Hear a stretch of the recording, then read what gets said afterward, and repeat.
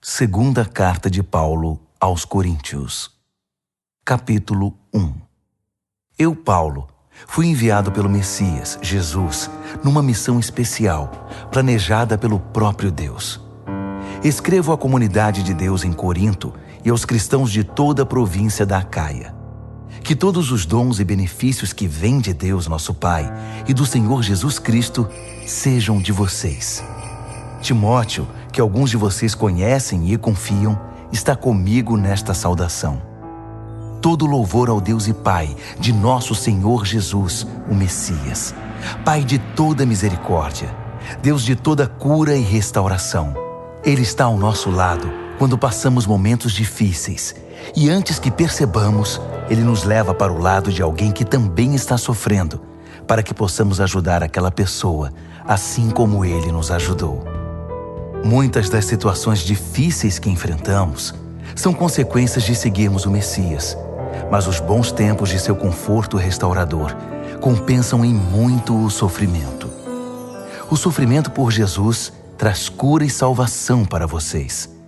Se somos bem tratados, recebendo ajuda ou uma palavra de encorajamento, isso também coopera para o benefício de vocês, incentivando-os a prosseguir. Os momentos difíceis de vocês são os nossos momentos difíceis. Quando percebemos que estão dispostos a suportar os momentos difíceis e também a desfrutar momentos agradáveis, sabemos que vocês vão conseguir. Amigos, não queremos que vocês continuem sem saber como foi difícil passar pelo que nos aconteceu na província da Ásia. Foi tão difícil que chegamos a pensar que era o fim. Sentíamos como se nos tivessem mandado para o corredor da morte, que para nós tudo estava acabado. Mas quando tudo passou, foi a melhor coisa que nos poderia ter acontecido. Em vez de confiar em nossa força ou em nossa capacidade de nos salvar, fomos forçados a confiar totalmente em Deus. Uma ideia nada má, considerando que Ele é o Deus que ressuscita os mortos. E Ele o fez, resgatando-nos da destruição certa. E Ele fará tudo de novo, nos resgatará quantas vezes forem necessárias. Vocês e suas orações são parte da operação de resgate. Também não quero que vocês fiquem na ignorância sobre a questão. Agora mesmo, posso ver os rostos da comunidade erguidos em louvor pelo livramento que Deus nos deu. Um resgate em que a oração tem um papel fundamental. Agora que o pior já passou, temos a alegria de informar que saímos de tudo isso com a consciência e a fé intactas e podemos encarar o mundo. Mais importante, estar de cabeça erguida diante de vocês. Mas isso não foi resultado de manobras da nossa parte. Foi Deus que nos manteve voltados para Ele o tempo todo. Não tentem ler nas entrelinhas, nem procurem alguma mensagem subliminar na carta. Estamos falando a verdade, de modo claro e sem rodeios, na esperança de que vocês vejam o quadro todo tão bem como já viram alguns detalhes. Queremos que vocês se orgulhem de nós, tanto quanto nos orgulhamos de vocês quando estamos juntos perante o Senhor Jesus. Certo da boa acolhida por parte de vocês, eu havia planejado 2 visitas. Passar aí a caminho da província da Macedônia e outra vez na viagem de retorno. Então, poderíamos fazer uma festa de despedida quando vocês me enviassem para a Judéia. Esse era o plano. Agora vocês me acusam de ser descuidado com minhas promessas porque o plano não se cumpriu? Acham que tenho 2 palavras? Um sim volúvel no momento e um não volúvel no minuto seguinte? Pois bem, vocês estão errados. Tento ser tão verdadeiro com minha palavra quanto Deus é com a dele. Nossa palavra a vocês não foi um sim descuidado, anulado por um não indiferente. Como poderia ser?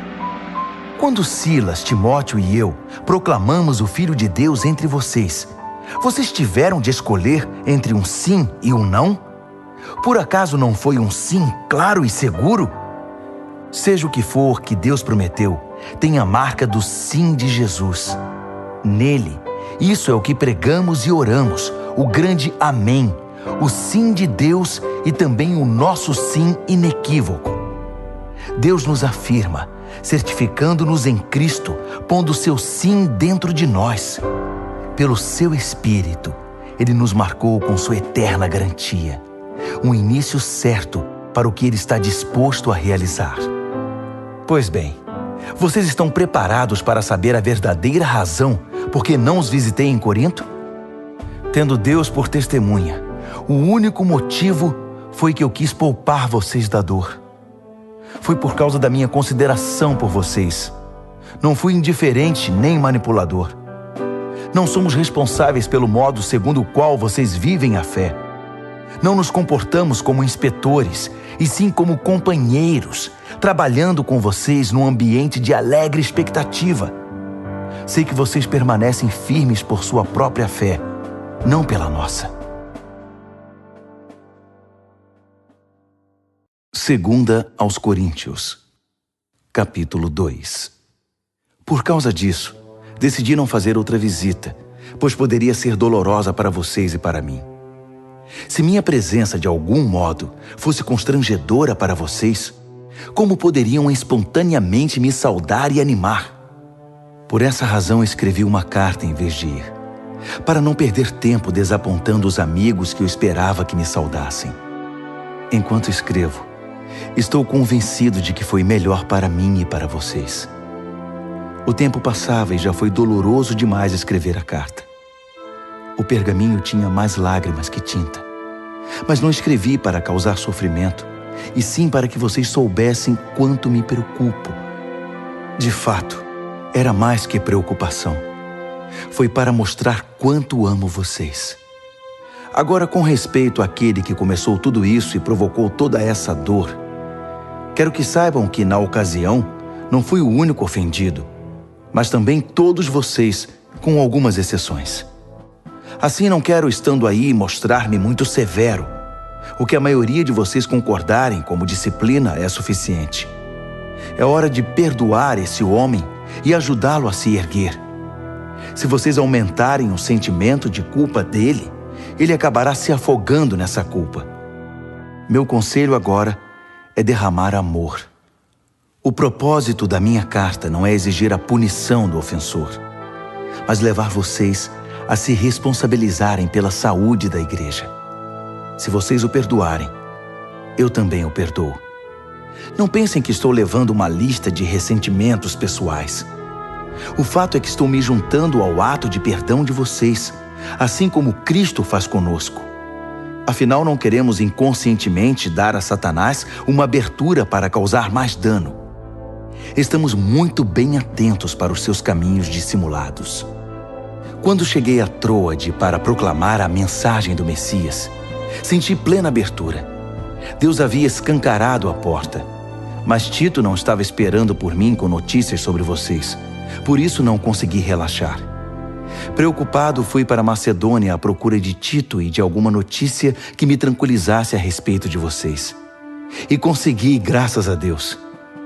No Messias, em Cristo, Deus nos leva de lugar em lugar num desfile de vitória perpétua.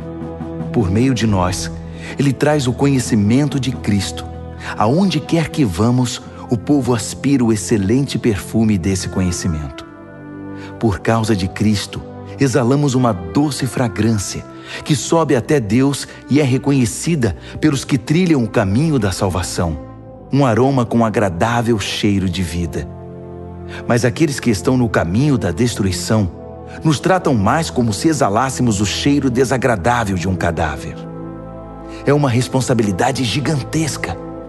Quem é capaz de assumi-la? Pelo menos não adulteramos a palavra de Deus, nem a pomos à venda.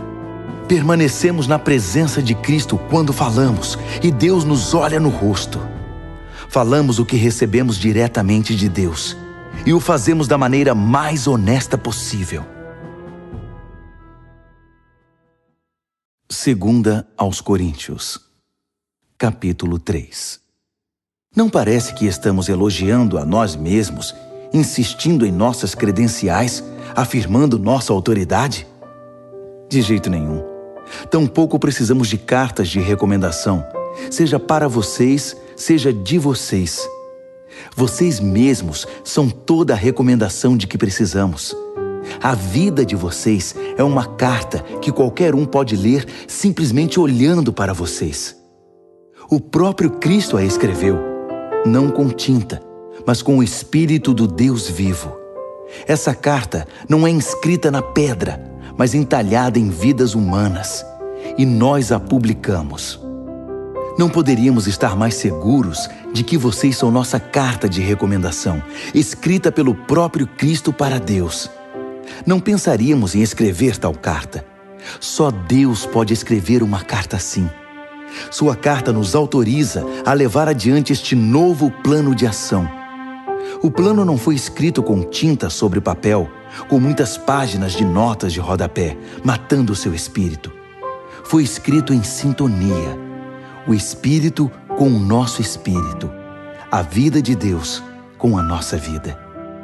O governo da morte, com sua constituição escrita em tábuas de pedra, teve uma cerimônia de inauguração deslumbrante. O rosto de Moisés, enquanto entregava as tábuas de pedra, era tão brilhante quanto o dia, ainda que se desvanecesse muito rapidamente. E o povo de Israel não podia olhar direto para ele, assim como não se pode encarar o sol. Quão mais deslumbrante, então, será o governo do Espírito vivo? Se o governo da condenação foi impressionante, que dizer do governo da afirmação? O antigo governo, que tanto brilhava, pareceria escuridão diante do novo.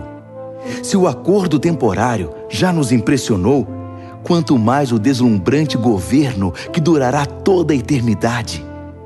Com esse tipo de esperança que nos anima, nada nos segura.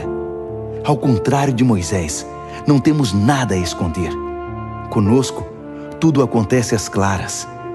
Ele usava um véu para que os israelitas não percebessem o brilho que aos poucos ia morrendo. E eles não perceberam. Não foram capazes de perceber na época e não percebem agora que não há nada naquele véu. Ainda hoje, quando as proclamações do governo antigo são lidas, eles nada veem. Somente Cristo pode tirar o véu, a fim de que eles possam ver por si mesmos que não há nada lá. No entanto, quando eles se voltam para Deus como Moisés fez, Deus remove o véu e lá estão eles, face a face com o Senhor. Descobrem de repente que Deus é uma presença pessoal, viva, não uma peça de pedra esculpida. E quando Deus está presente, um espírito vivo, aquela constituição antiga e repressora, se torna ultrapassada. Estamos livres dela, todos nós. Nada mais fica entre nós e Deus. Nossa face brilha com o brilho de sua face. Somos transfigurados como o Messias, e nossa vida se torna cada vez mais deslumbrante e bela, à medida que Deus entra em nossa vida e nos tornamos como Ele. Segunda Carta aos Coríntios, capítulo 4. Considerando que Deus tão generosamente nos permite participar do que Ele tem feito, não vamos desanimar nem desistir, só porque às vezes enfrentamos tempos difíceis. Nós nos recusamos a usar máscaras e a fingir. Não manipulamos os fatos nos bastidores, nem deturpamos a palavra de Deus em proveito próprio. Pelo contrário, sustentamos tudo o que fazemos e falamos toda a verdade às claras, de modo que quem quiser possa ver e julgar por si mesmo na presença de Deus. Se a mensagem parece obscura para alguns, não é porque a escondemos. Não. É porque eles estão vendo ou buscando o caminho errado e se recusam a dar à mensagem a devida atenção. A única coisa que interessa a eles é o Deus das trevas desta época. Pensam que conseguirão dele o que desejam e que não terão que se preocupar em crer na verdade que não podem ver. Eles estão cegos para a deslumbrante luz da aurora da mensagem que resplandece com Cristo e nos permite ver a melhor imagem de Deus, o que eles jamais conseguirão. Lembrem-se de que a mensagem não é sobre nós mesmos. Nós anunciamos Jesus Cristo, o Senhor. Todos nós somos mensageiros, andarilhos de Jesus por causa de vocês. Isso começou quando Deus disse que a luz brilhe nas trevas. E nossa vida ficou cheia de luz quando vimos e compreendemos Deus pela face de Cristo, tudo belo e deslumbrante. Se olharem apenas para nós, vocês podem perder o brilho. Levamos a mensagem preciosa em vasos de barro, sem adornos, ou seja, em nossa vida. Isso é para impedir que alguém pense que o incomparável poder de Deus nos pertence. Vocês sabem que não temos muita coisa de nós mesmos. Estamos soterrados de problemas, mas não desmoralizados. Não sabemos direito o que fazer, mas sabemos que Deus sabe o que fazer. Estamos espiritualmente aterrorizados, mas Deus não nos abandonou. Caímos, mas não estamos derrotados. O que fizeram a Jesus, fizeram a nós. Julgamento, tortura, zombaria e assassinato. Jesus faz em nós o que fez entre eles. Ele vive. Nossa vida está em constante risco por causa de Jesus, o que faz a vida dele mais evidente em nós. Enquanto enfrentamos o pior, vocês conseguem o melhor. Não há silêncio sobre essa questão em nossa vida. Assim como o salmista escreveu, "Cri, por isso falei." Falamos daquilo em que cremos. E o que cremos é que aquele que ressuscitou o Senhor Jesus também nos ressuscitará e nos levará com vocês. Cada detalhe coopera para o progresso de vocês e para a glória de Deus. Mais e mais graça, mais e mais pessoas, mais e mais louvor. Portanto, não estamos desistindo. Como poderíamos? Ainda que por fora pareça que tudo está se acabando, por dentro, onde Deus está criando uma nova vida, não há um só dia em que sua graça reveladora não se manifeste. Os tempos difíceis nada são comparados com os bons tempos que estão por vir. A celebração sem fim preparada para nós. Há muito mais do que podemos ver. As coisas que agora vemos estão aqui hoje, mas desaparecerão amanhã. Mas as coisas que não vemos agora irão durar para sempre. Segunda Carta aos Coríntios, capítulo 5. Por exemplo, sabemos que quando o nosso corpo se desfizer, como uma tenda desmontada, será substituído por um corpo de ressurreição no céu, feito por Deus, não por mãos humanas. E nunca mais teremos de montar nossas tendas outra vez. O desejo de mudar às vezes é tanto que choramos de frustração. Em comparação com o que está por vir, a vida aqui se parece com a estada numa cabana caindo aos pedaços. Já estamos cansados disso. O que temos é apenas um vislumbre da verdadeira realidade. Nosso verdadeiro lar, nosso corpo ressuscitado. O Espírito de Deus nos dá uma pitada desse sublime, dando-nos um gostinho do que está por vir. Ele põe um pouco do céu em nosso coração, para que nunca desejemos menos que o céu. É por isso que vivemos alegres. Vocês não ficarão vendo as coisas de cabeça baixa. As circunstâncias desfavoráveis não irão nos abater. Ao contrário, elas apenas nos fazem lembrar do glorioso futuro que nos aguarda mais adiante. É por isso que confiamos naquele que nos mantém caminhando, mesmo que não o vejamos. Acham que uns buracos na estrada ou algumas pedras no caminho irão nos parar? Quando chegar a hora, estaremos prontos para trocar o exílio pelo nosso verdadeiro lar. Mas nem o exílio nem o nosso verdadeiro lar são o que mais importam. Servir a Deus com alegria é o principal e o que desejamos fazer, a despeito das circunstâncias. Cedo ou tarde, todos teremos de ficar frente a frente com Deus, independentemente das nossas condições. Compareceremos à presença de Cristo e receberemos o que plantamos por meio da nossa conduta, boa ou má. Essa expectativa nos manterá vigilantes. Podem estar certos. Não é pouca coisa saber que todos um dia terão de enfrentar um julgamento. Daí a urgência em exortarmos todos a que se preparem para estar na presença de Deus. Só Deus sabe quanto nos dedicamos a isso. mas espero que vocês percebam quanto nos preocupamos com a questão. Não dizemos isso com a intenção de parecermos bons aos olhos de vocês, mas por pensar que vocês se sentiriam bem, orgulhosos até, por saber que estamos do seu lado e que não somos simpáticos apenas na presença de vocês, como o fazem alguns. Se eu agi loucamente, fiz isso por Deus. Se eu agi de maneira sensata, foi por vocês. O amor de Cristo me impulsiona a tais extremos. Seu amor tem a primeira e a última palavra em tudo o que fazemos. Nossa decisão firme é trabalhar com base nesta premissa: um homem morreu por todos. Essa realidade põe todos no mesmo barco. Ele incluiu todos em sua morte, para que cada um fosse também incluído em sua vida, uma vida ressurreta, incomparavelmente melhor que qualquer outra já vivida. Por causa dessa decisão, não julgamos ninguém pelo que possui ou pela aparência. Houve um tempo em que julgamos o Messias dessa maneira e estávamos errados, como sabem. Não vemos mais assim. Agora olhamos para dentro e o que vemos é que qualquer um unido ao Messias tem a chance de um novo começo e é criado de novo.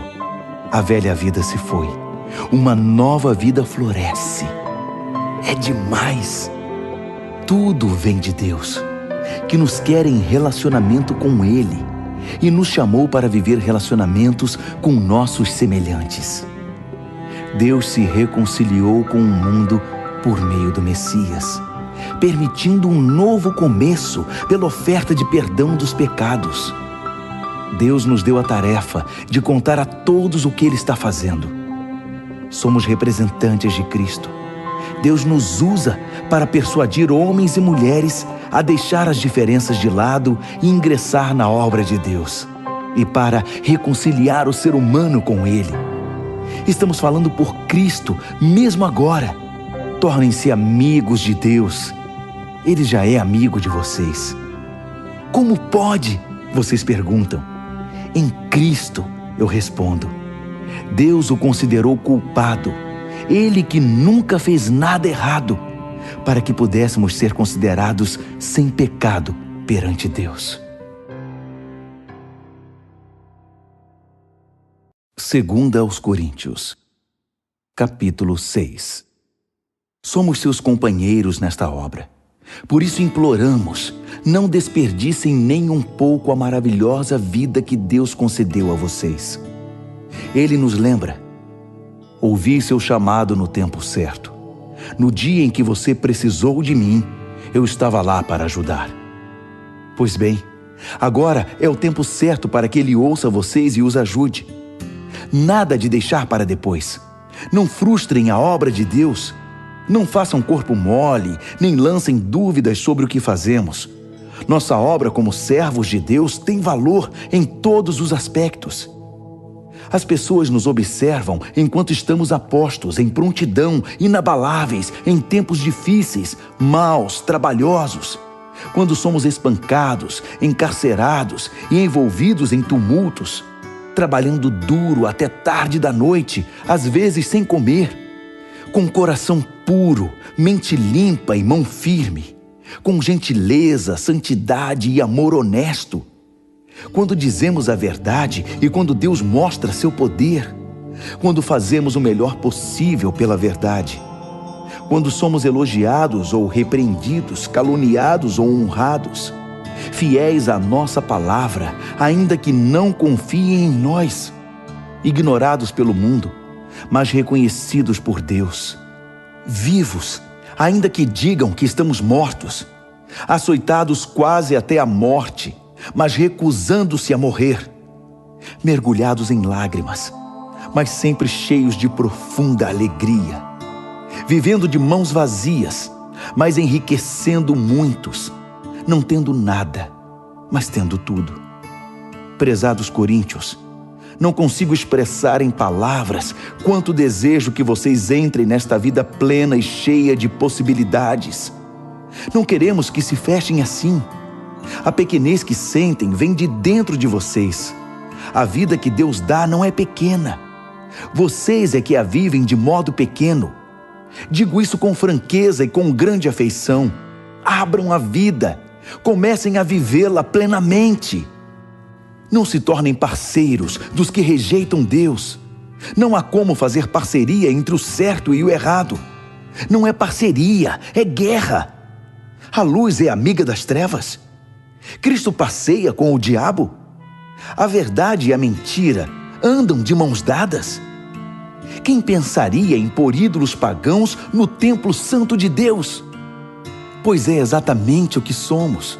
Cada um de nós é um templo e Deus vive em nós. Ele mesmo disse: vou viver neles e neles vou me mover. Vou ser o Deus deles e eles serão o meu povo. Então deixem de lado a corrupção e as parcerias. Deixem tudo de uma vez por todas. Diz Deus: não se associem com os que irão mergulhá-los na sujeira. Quero todos vocês para mim. Serei um pai para vocês, e vocês serão filhos e filhas para mim. Palavra do Senhor Deus. Segunda aos Coríntios, capítulo 7.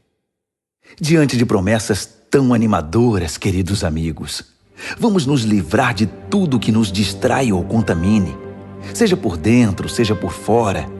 Que nossa vida esteja em forma e que sejamos templos santos para o culto a Deus. Confiem em nós.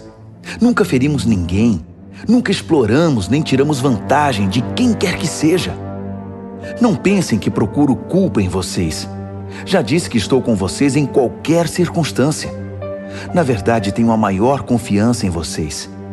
Se soubessem como estou orgulhoso de vocês. A alegria me domina, mesmo com todos os problemas. Quando chegamos à província da Macedônia, não tivemos sossego. Os conflitos na igreja e os temores no coração nos deixaram ansiosos. Não conseguíamos relaxar, porque não sabíamos o desfecho da situação. Então Deus, que levanta os abatidos, nos deu um novo ânimo com a chegada de Tito. Ficamos felizes apenas por vê-lo, mas o alívio veio com o que ele nos disse sobre vocês, sobre quanto se preocuparam e lamentaram por minha causa. Minha preocupação transformou-se em tranquilidade. Sei que causei grande preocupação a vocês com minha carta. Ainda que tenha me sentido muito mal na época, sinto-me bem agora, quando penso em como tudo acabou. A carta aborreceu vocês, mas por pouco tempo. Agora estou contente, não por terem se aborrecido, mas porque foram desafiados a mudar. Vocês permitiram que a tristeza os levasse a Deus, não que os desviasse dele, e saíram ganhando, não perdendo. A tristeza que nos aproxima de Deus age assim. Ela abala nossas estruturas e nos leva de volta ao caminho da salvação. Jamais lamentamos ter experimentado esse tipo de dor. Mas quem permite que a tristeza o desvie de Deus, vive cheio de remorsos que podem levá-lo a um estado terminal. Agora digam-me, não são maravilhosos os caminhos que a tristeza toma para nos aproximar de Deus? Vocês estão mais vivos, mais cuidadosos, mais sensíveis, mais reverentes, mais humanos, mais apaixonados, mais responsáveis. Por qualquer ângulo, o resultado foi maior pureza de coração.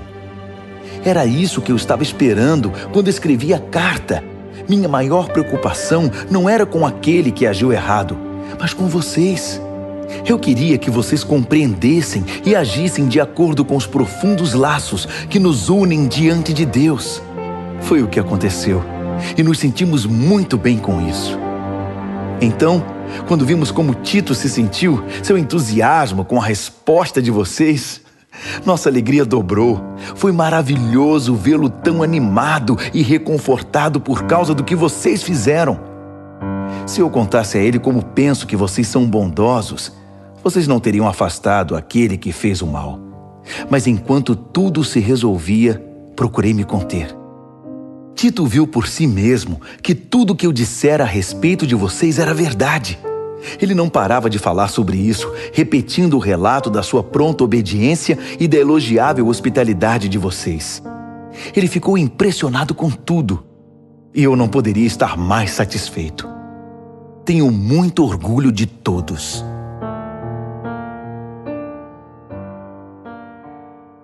Segunda aos Coríntios, capítulo 8.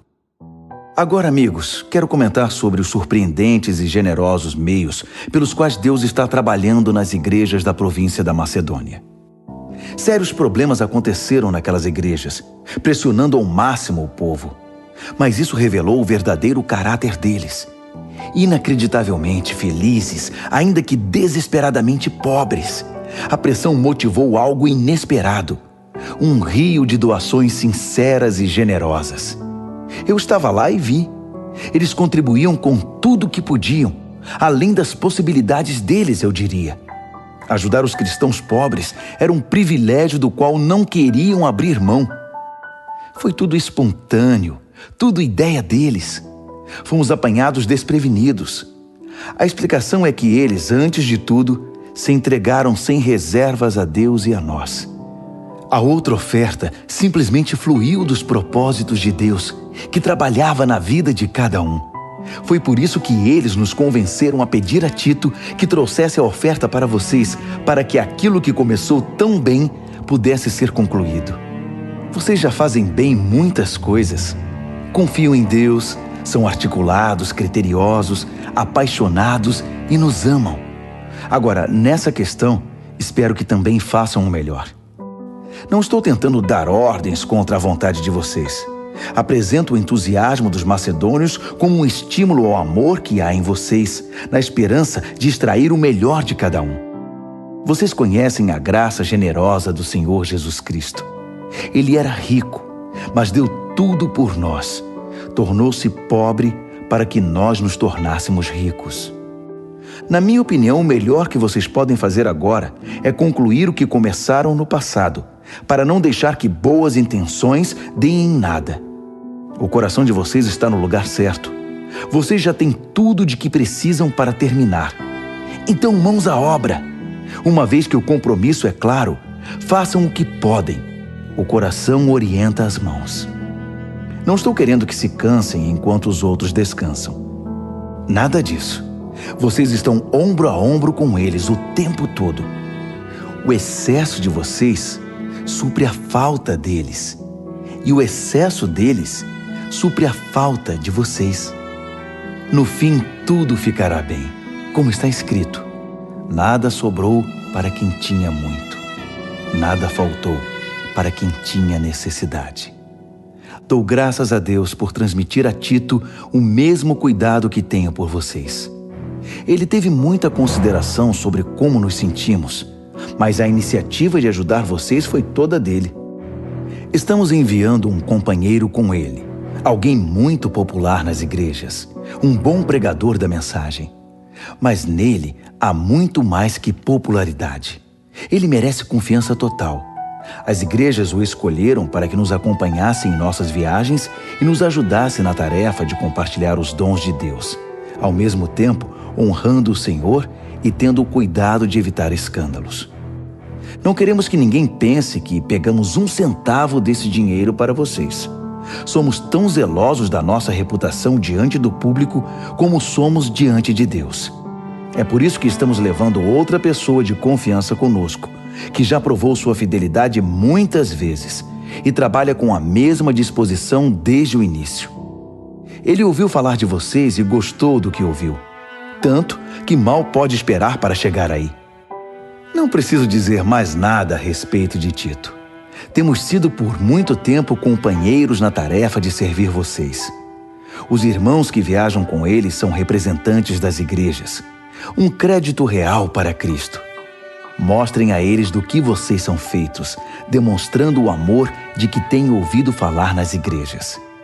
Permitam que eles vejam por si mesmos. Segunda aos Coríntios, capítulo 9. Se eu escrevesse algo mais a respeito dessa oferta para os cristãos pobres, começaria a me repetir. Sei que vocês estão apostos e prontos para o que der e vier. Tenho dado boas referências de vocês por toda a província da Macedônia dizendo a eles: a província da Acaia está pronta para essa tarefa desde o ano passado, e o entusiasmo de vocês contagiou muita gente. Agora estou enviando esses irmãos para me certificar de que vocês estão preparados, como eu disse que estariam, para mostrar que não é à toa que tenho orgulho de vocês. Se eu e os macedônios descobrirmos que vocês não estão preparados, será vergonhoso para todos, para mim e para vocês. Nosso testemunho teria sido puro ufanismo. Por isso, para ter certeza de que não haverá nenhum erro, recrutei esses irmãos para que antes da minha chegada preparassem vocês e a oferta prometida. Tirem todo o tempo de que precisarem para que tudo seja feito de modo apropriado. Não quero nada forçado nem correrias de última hora. Lembrem-se de que o lavrador mesquinho só consegue colheita pobre. O lavrador generoso é quem obtém colheitas fartas. Quero que cada um de vocês tenha tempo suficiente para pensar nisso e decidir o que vai ofertar. Essa medida evitará que se lamentem depois por ofertas dadas sob coerção. Deus ama o doador que se alegra com a doação. Deus pode derramar bênçãos das maneiras mais surpreendentes. Portanto, estejam preparados para qualquer situação, mais que simplesmente preparados para fazer o que precisa ser feito. Como disse um salmista, ele lança avisos aos ventos, dando aos necessitados com liberalidade. Seus meios justos e bondosos nunca se esgotam, nunca se desgastam. O Deus generoso que dá a semente ao lavrador, a qual se transforma em pão e chega à mesa de vocês, é mais que exagerado em abençoá-los. O que Ele dá, vocês podem passar adiante. Isso cresce em vidas amadurecidas, fortes em Deus, ricas em todos os sentidos. Assim, vocês podem ser generosos em todos os sentidos e louvar a Deus conosco. Levar adiante essa obra de ação social envolve bem mais que saciar as necessidades básicas dos cristãos pobres. É um gesto que produz numerosas ações de graças a Deus. É um estímulo para que vocês vivam o melhor que puderem, demonstrando gratidão a Deus pela obediência ao significado pleno da mensagem. Vocês mostram gratidão com ofertas generosas aos irmãos em necessidade e assim se mostram gratos diante do mundo. Enquanto isso, por terem sido contemplados com a riqueza de Deus, a reação deles será orar por vocês, intercedendo de maneira apaixonada por qualquer necessidade que vocês tenham. Agradeçam a Deus pela oportunidade. Nenhuma língua é capaz de expressar os reais benefícios desse dom. Segunda aos Coríntios, capítulo 10. E agora um assunto pessoal, mais urgente. Escrevo na disposição gentil, porém firme de Cristo. Ouvi comentários a meu respeito de que sou subserviente e fraco quando estou com vocês, mas rude e exigente quando escrevo. Por favor, não me obriguem a ser rígido quando estiver com vocês. Não pensem que vou hesitar um só minuto em me opor aos que me consideram oportunistas sem princípios.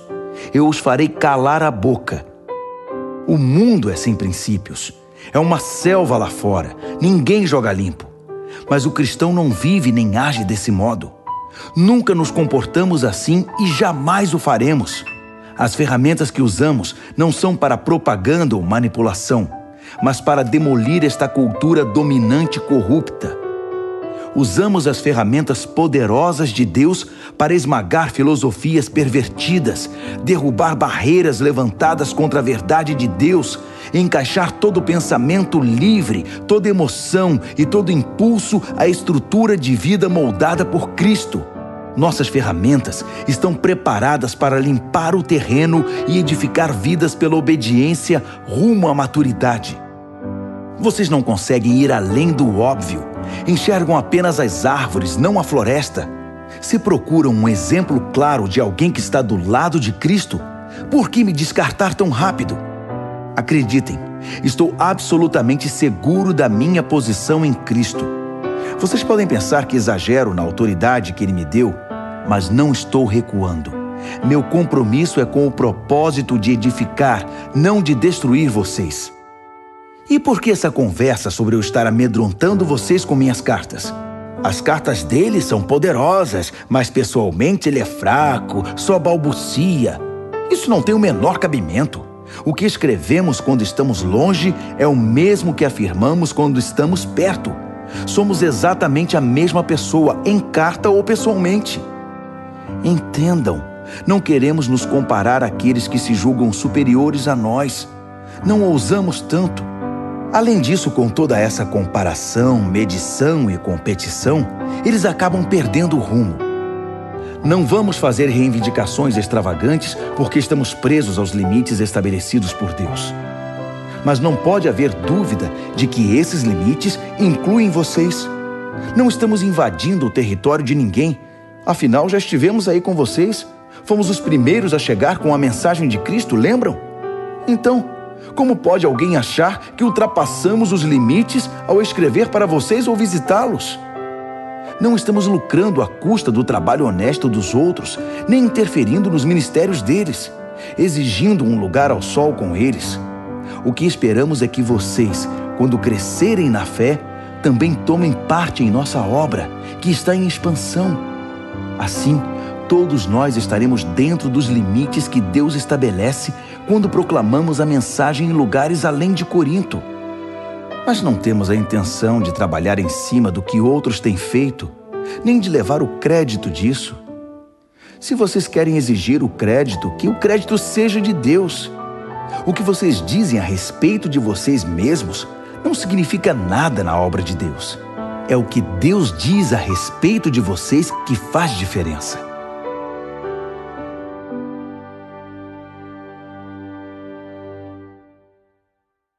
Segunda aos Coríntios, capítulo 11. Podem me aguentar mais um pouco? Por favor, tenham paciência comigo. O que me deixa tão abatido é que me preocupo demais com vocês. É a paixão de Deus queimando dentro de mim. Prometi a Cristo a mão de vocês em casamento, apresentando-os como uma virgem ao seu marido. E agora receio que, assim como a serpente seduziu Eva com sua fala mansa, vocês estejam desviados da pureza simples do seu amor por Cristo. Tenho a impressão de que se alguém aparecer pregando um Jesus diferente do que nós pregamos, em espírito e em mensagem, vocês irão aceitá-lo sem problemas. Mas se vocês aceitam essas celebridades apostólicas, por que não me aceitam simples como sou? Sou tão digno quanto eles. É verdade que não domino a técnica daquela eloquência suave que tanto impressiona vocês. Mas quando abro a boca, pelo menos sei do que estou falando. Não escondo nada. Deixo vocês por dentro de tudo. Será que cometi um erro ao proclamar a mensagem de Deus a vocês sem pedir algo em troca? Ao servir vocês sem nenhum custo, para que não se sentissem pressionados por mim?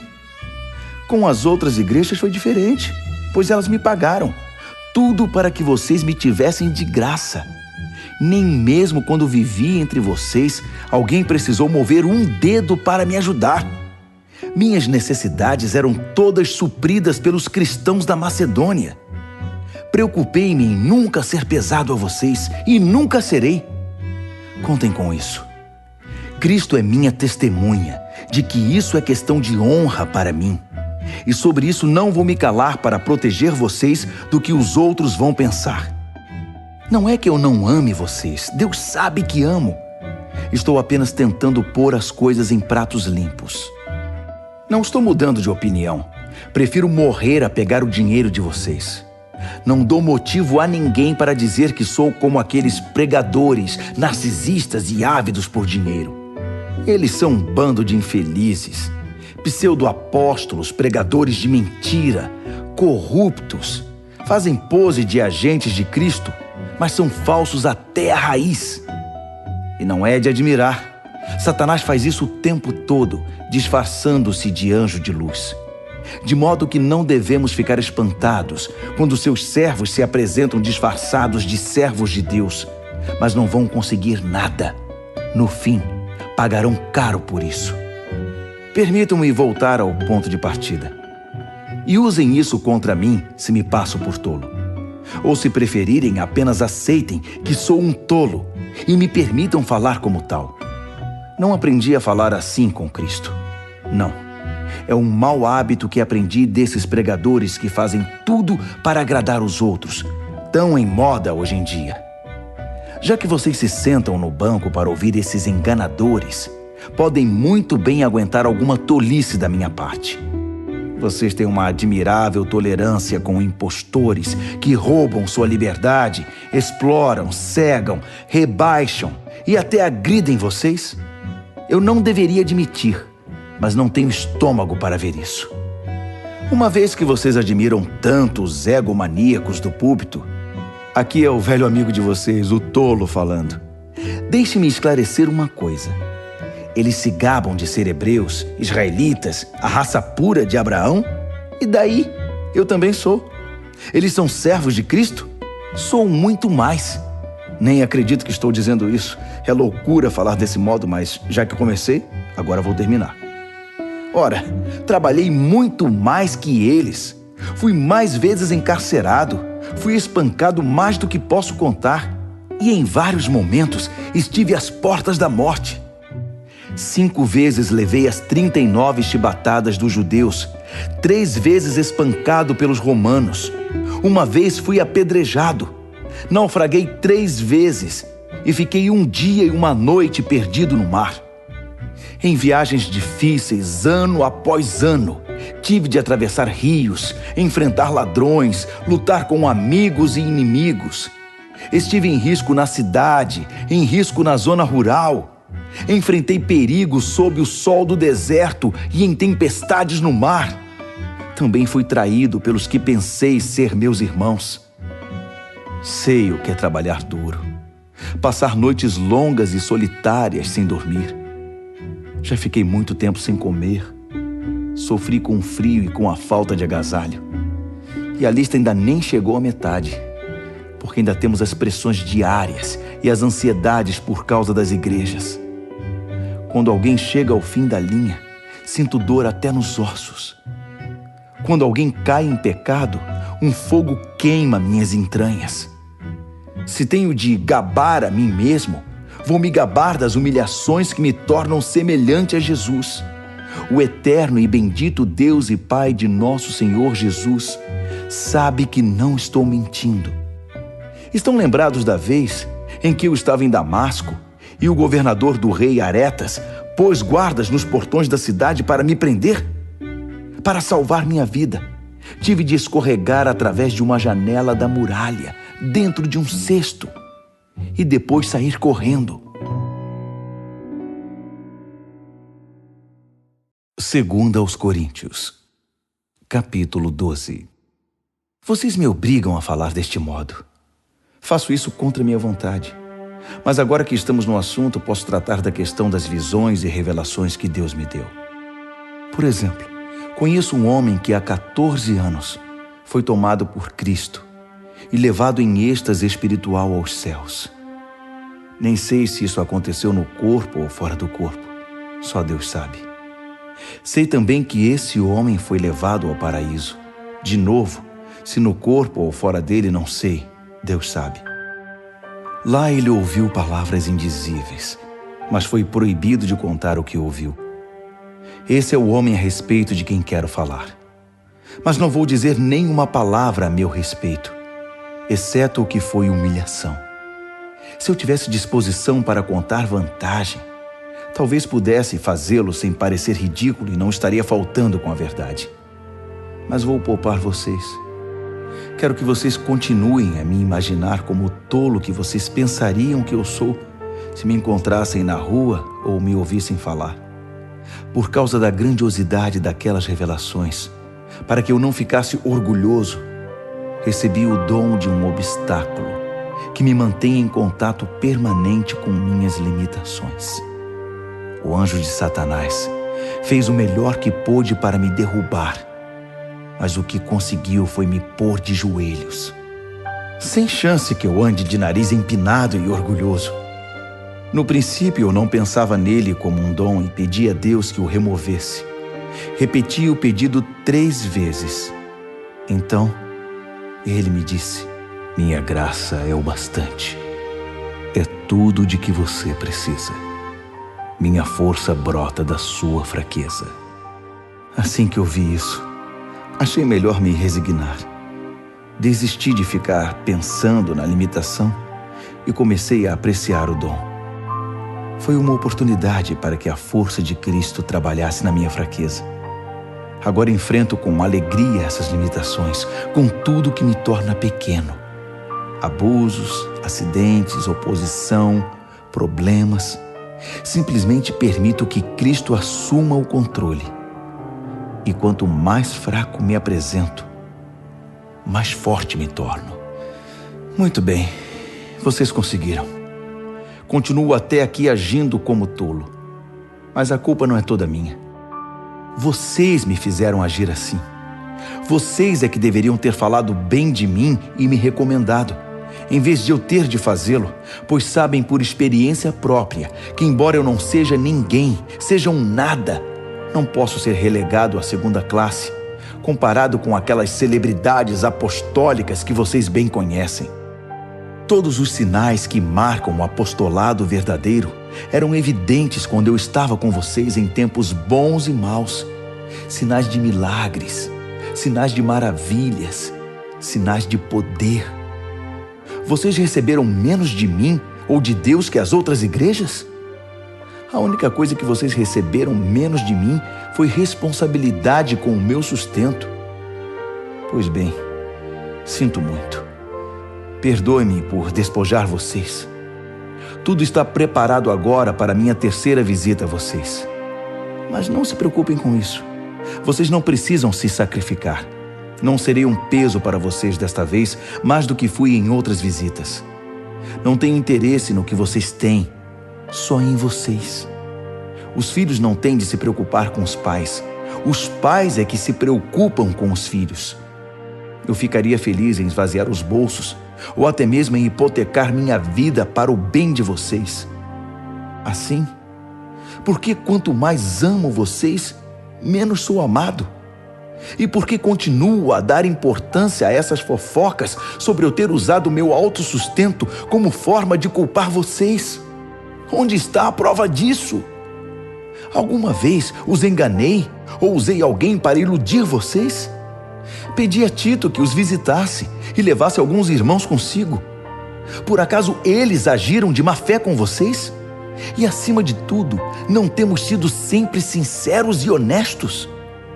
Não pensem que estou aqui me defendendo perante vocês. Vocês não são júri. Deus revelado em Cristo é o júri, e apresentamos perante Ele nosso caso. E tudo que temos suportado é com a intenção de não ficar no caminho de vocês, nem atrapalhar seu crescimento. Tenho receio, admito, de que quando for me desaponte com vocês e também os desaponte. A frustração mútua deixará tudo em cacos. Brigas, invejas, ânimos exaltados, partidarismo, palavras ofensivas, denúncias, gente nervosa e confusão generalizada. Não espero ser humilhado de novo por Deus quando estiver com vocês, para que não tenha de derramar lágrimas por uma multidão que insiste nos velhos caminhos, pecando cada vez mais e se recusando a abandonar o lamaçal da maldade, do descontrole sexual e da indecência em que está mergulhada. 2 aos Coríntios, capítulo 13. Muito bem, minha 3ª visita está chegando. Lembram-se daquele texto das Escrituras? Uma questão é definida com o depoimento de 2 ou 3 testemunhas. Por ocasião da minha 2ª visita, avisei aquele grupo que permanece enredado nos velhos pecados que quando eu voltasse, não seria tolerante com eles. Agora, em preparação para a 3ª visita, repito a advertência, mesmo estando longe. Se vocês não tiverem mudado de vida até eu chegar aí, cuidado. Vocês que exigiram provas que Cristo fala por meu intermédio, irão receber mais do que pretendiam. Vão receber a plena força de Cristo. Não pensem que não vão. Ele era só fraqueza e humilhação quando foi morto na cruz, mas agora está vivo na poderosa força de Deus. Estávamos desprevenidos quando fomos humilhados entre vocês, mas da próxima vez que nos encontrarmos, estaremos vivos em Cristo e fortalecidos por Deus. Testem-se para saber se estão firmes na fé. Não se enganem, pensando que tudo está garantido. Criem o hábito do autoexame. Vocês precisam de evidências de primeira mão, não apenas de ouvir dizer que Jesus Cristo está em vocês. Façam o teste. Se o resultado não for bom, tomem alguma providência. Espero que o teste não demonstre que falhamos. Mas se for esse o resultado, é preferível que o teste demonstre nossa fraqueza, não a de vocês. Estamos buscando a verdade que faça vitoriosos todos nós. Não poderia ser de outro modo. Reconhecemos nossas limitações, mas também as celebramos e continuamos a celebrar cada vitória, cada triunfo da verdade em vocês. Oramos intensamente para que tudo isso aconteça na vida de vocês. Estou escrevendo assim agora, para que quando eu for, não tenha de tocar mais nesse assunto.